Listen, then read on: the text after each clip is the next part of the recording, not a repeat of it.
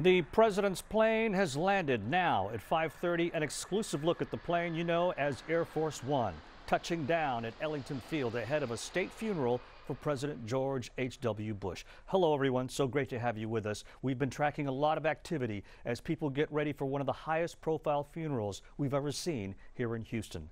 The pieces are moving into place at Ellington Field for President Bush's transport to Washington and the train that will eventually take the president to his final resting place.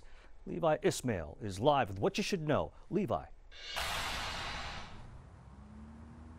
Well, so much of what happens tomorrow morning will happen here at Ellington Airport. We're being told that the Bush family will be escorting President H.W. Bush onto what's commonly referred to as Air Force One tomorrow morning on its way to Washington, D.C.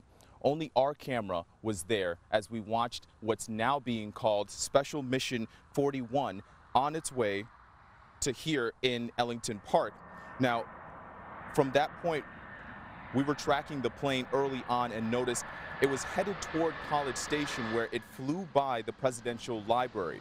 Now, Air 11 actually captured the plane making its way down the runway, where it will stay put until tomorrow morning. Now, when the president returns and after funeral services in Texas, he'll head toward College Station on this Union Pacific 4141, a locomotive painted on the same color scheme as Air Force One. There's plenty of symbolism, of course, obviously, with the number 41 honoring the 41st president. What many don't know is President Bush used trains on the campaign trail more than any incumbent since, get this, Harry Truman. Now, also making the trip tomorrow is the president's dog, Sully.